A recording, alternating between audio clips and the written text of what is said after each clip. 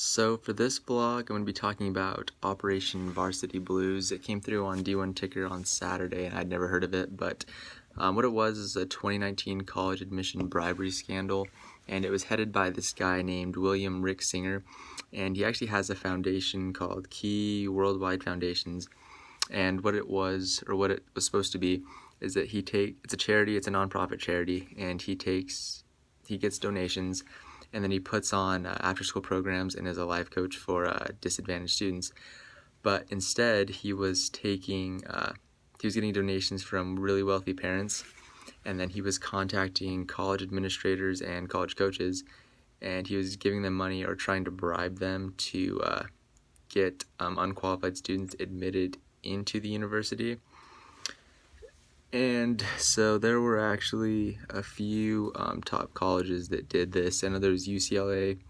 USC, and Yale, but the main one that I'm focusing on is UCLA because their former soccer coach, Jorge Salcido, he was accused of accepting a bribe to admit one of the students, or to say that one of the students was an athlete, a recruit, so that he would get in, because if you're a recruit, then your application is more favorable and you have a better chance of getting into the university. And so he had to resign because of that.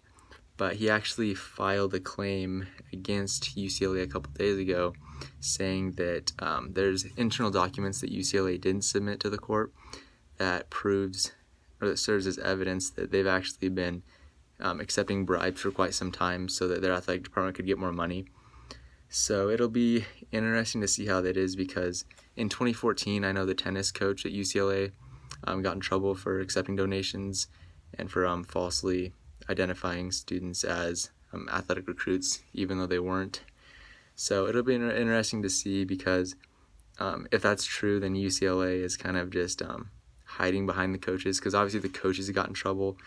But what this Salcido is trying to do is claim that UCLA knew that it was going on all along, and he's trying, if that's true, then it'd be that UCLA is just trying to hide behind the coaches so they don't get in trouble. So